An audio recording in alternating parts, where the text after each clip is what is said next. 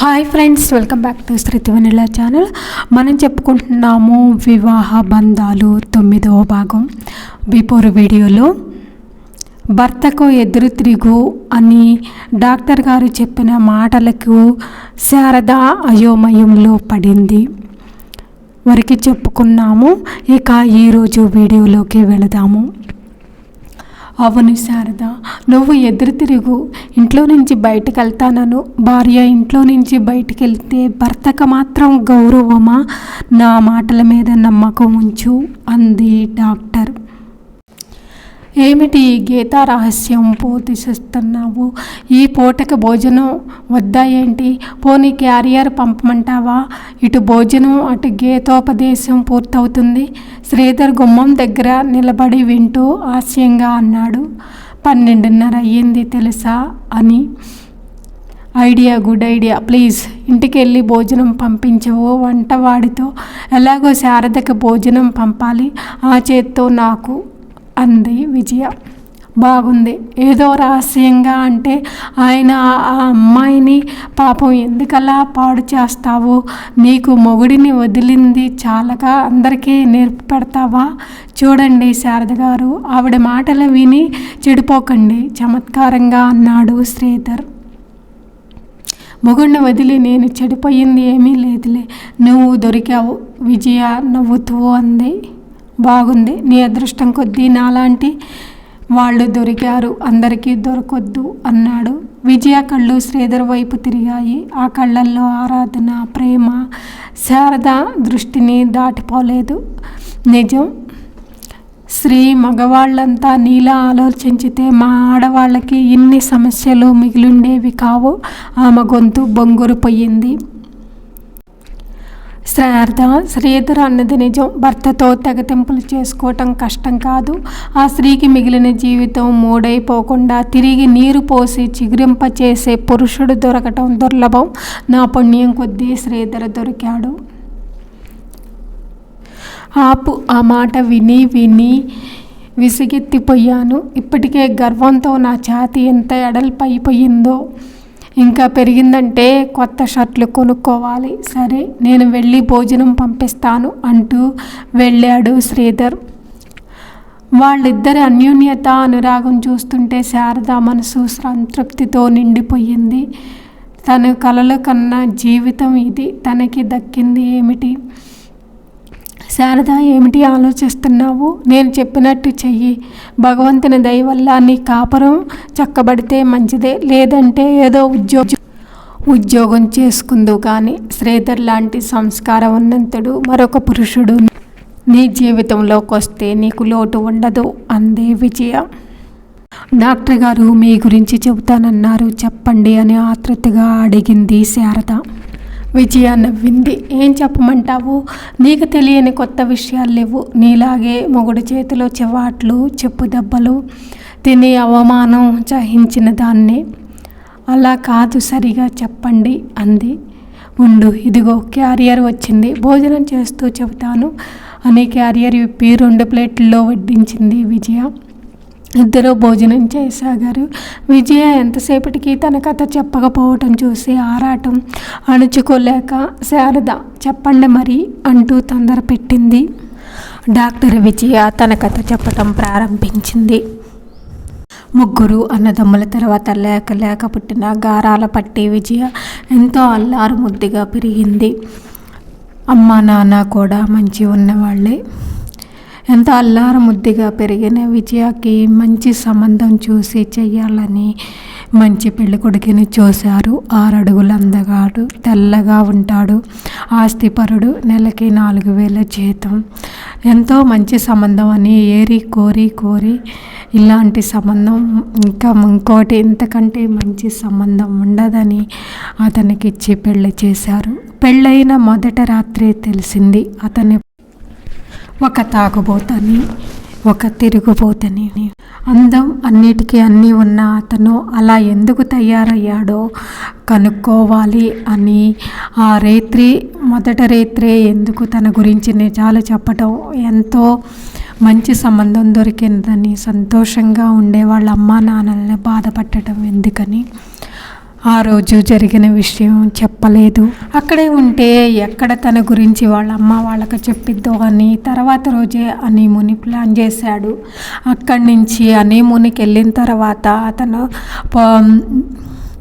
తాగి మరింత ఎక్కువగా బాధ పెట్టడం చేశాడు.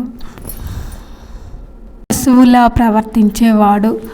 ఒకరోజు ధైర్యం చేసుకొని ఎలాగైనా అక్కడి నుంచి బయటపడాలని అతను స్నానానికి వెళ్ళిన వెంటనే కొత్త చీర కట్టుకొని జడ వేసుకొని పెట్టెలో బట్టలు నగలు చదురుకొని బయటకడి తీపోయే లోపలనే బాత్రూంలో నుంచి బయటకు వచ్చిన అతనికి విషయం అర్థమయ్యి ఒక్క గంతులో డోరు దగ్గరకు వచ్చి నన్ను బలవంతంగా నెట్టేసి గడి వేసి లాక్ చేసి నా పెట్టెలోని సీరెలు తీసి బయటపడేసి అడుగునున్న నగలు డబ్బులు తీసి ఆ గదిలో ఉన్న లాకర్లో పెట్టి లాక్ వేసేసాడు. అతను బయటికి పైకి ఎటన్నా వెళ్ళినా కానీ రూమ్ బయట లాక్ వేసేవాడు. సర్లే అని ఒకరోజు బాయ్ని చూసి రెండో లాక్ ఉంటే ఇమ్మని చెప్పాను. బయటికి వెళ్ళాలి, పైకి వెళ్ళారు మా వారు, ఎప్పటికి వస్తారో అని చెప్పాను. ఆ వంకనైనా తప్పించుకొని వెళ్దామని. 2 కీలు సార్ దగ్గరే ఉన్నాయని చెప్పాడు. పోనీ టెలిగ్రామ్ ఇద్దాం నాన్నగారికి అని నెక్స్ట్ రోజు టెలిగ్రామ్ ఇచ్చి నా చేతికున్న వాచ్ ఇచ్చి ఎలాగైనా ఈ అడ్రస్కి ఈ టెలిగ్రామ్ తెలపమని బాయ్కి ఇస్తే మేనేజర్ మీకు ఏ సహాయం చేయొద్దన్నారు అని ఆ బాయ్ కంగారుగా భయంతో వెళ్ళిపోయాడు. అప్పుడు నాకు అర్థమైంది అతను అన్ని రకాలుగా నన్ను అక్కడ బంధించాడని. ఎన్ని రోజులు బంధిస్తాడో చూద్దామని ఊరుకున్నాను. 10 రోజులు అయిన తర్వాత బయలుదేరాము. నేను మా ఇంటికి వెళ్ళాలి అన్నాను. మీ ఇంటికి ఏం అవసరం లేదు, మా ఇంటికి వెళ్ళాలి అన్నాడు కటువుగా. నా బట్టలు అవి ఉన్నాయి, ఫర్నిచర్ అవి తెచ్చుకోవాలి అంటే నాకు వాటికి ఏం గతి లేకపోలేదు. అన్నీ మా ఇంట్లో ఉన్నాయి, ముందు మా ఇంటికి వెళ్ళాలని అత్తగారింటికి తీసుకెళ్ళాడు. మా అత్తగారు మామగారు చాలా మంచివాళ్ళలాగే కనిపించారు. ఎంతో అభిమానం ఆదరణ చూపారు. కన్న కూతురిలా ఇది తినమ్మా అది తినమ్మా, అదేమిటి కొత్త పెళ్లి కూతురివి నవలమలాడుతూ ఉండాలి, ఇలా ఉండి పోయావేమిటి, ఆ భోజనాలు అవి పడలేదా ఏమిటి, నీ మొహంలా ఉంది, ఆప్యాయంగా దగ్గర కూర్చోబెట్టుకొని కొసరు వడ్డించారు ఆమె. ఆమె చూపే అభిమానం చూశాక నా హృదయంలో గూడు కట్టుకున్న దుఃఖం అంతా ఆమెతో వెళ్ళబోసుకోవాలనిపించింది. కానీ మీ కొడుకుకి ఇలా అని ఆమెతో ఎలా చెప్పను? ఇంట్లో మా ఇద్దరి వరస చూసేది కొత్త దంపతుల్లాగా సంతోషంగా ఉండకపోవటం చూసి ఆవిడికే అనుమానం వచ్చినట్లుంది. ఓసారి ఇద్దరం భోంచేస్తున్నప్పుడు ఏమ్మా అలా ఉన్నావు, మీ ఇంటి మీద బెంగ అన్నారు. అంత ఆప్యాయంగా ఉండేసరికి తట్టుకోలేనట్టుగా నా గొంతులో దుఃఖం అడ్డుపడింది. కాదన్నట్టు చప్పున తల ఆడించాను. నా కళ్ళల్లో అప్పుడే నీరు తిరిగింది. ఏమిటమ్మా ఏం జరిగింది? ఆరాటంగా అనుమానంగా చూస్తూ అడిగారు ఆవిడ. నేనేమీ చెప్పలేకపోయాను. బొటపట కన్నీరు కారింది. ఆవిడ చకితురాలయ్యి విజయ ఏమైంది? ప్రకాష్ వాడేమన్నా అన్నాడా? వాడు సరిగా లేడా నీతో? అడగలేక అడిగినట్లు అడిగారు. అవునన్నట్లు తల ఊపాను. ఆమె అనుమానంగా చూస్తూ ఏమన్నాడు, ఏం చేశాడు అంది. ఆయన త్రాగి నన్ను అనుమానుషంగా చెప్పలేక కళ్ళు తుడుచుకున్నాను. ఆవిడ తెల్లపోతూ వాడు తాగుతాడా అన్నారు.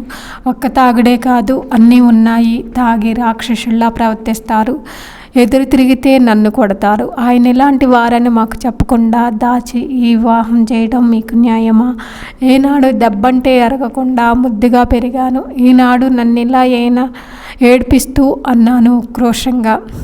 ఆవిడ కలవరపడుతూ నిజంగానా విజయ? తాగుతున్నాడా? నిన్ను కొడుతున్నాడా? అయ్యో, పట్టుమని 10 రోజులైనా అవ్వకుండా కొత్త పెళ్లి కూతుర్ని కొట్టటమా? ఉండు, వాడిని అడుగుతాను ఆవిడ ఆవేశంగా అన్నారు. వాడిలా తాగుతాడని మాకు తెలియదమ్మా, ఇంకా ఇలా ప్రవర్తిస్తున్నాడని మాకు మాత్రం ఎలా తెలుస్తుందమ్మా? ఆవిడ అదోలా సంజాయిషిస్తున్నట్టు అన్నారు. వారికి పెళ్ళి ఇష్టం లేదా? ఇష్టం లేని పెళ్ళి ఎందుకు చేసుకున్నారు? ఆవేశంగా అడిగాను. ఇష్టపడకపోతే ఎందుకు చేస్తామమ్మా మేము, అంత చిన్న పిల్లాడ మెడలుంచి చేయటానికి చాలా రోజులు పెళ్లి చేసుకోను అన్నాడు. ముందు సుశీల అనే అమ్మాయిని పెళ్లి చేసుకుంటానన్నాడు. ఆ అమ్మాయి ఎందుకో పెళ్లి చేసుకోనంది. ఆ తర్వాత చాలా రోజులు పెళ్లి సంబంధాలు చూసినా నేను చేసుకోను అని గట్టిగా చెప్పాడు. ఆఖరికి నీ సంబంధం వచ్చాక వాళ్ళ నాన్నగారు గట్టిగా అడిగితే సరే అన్నాడు.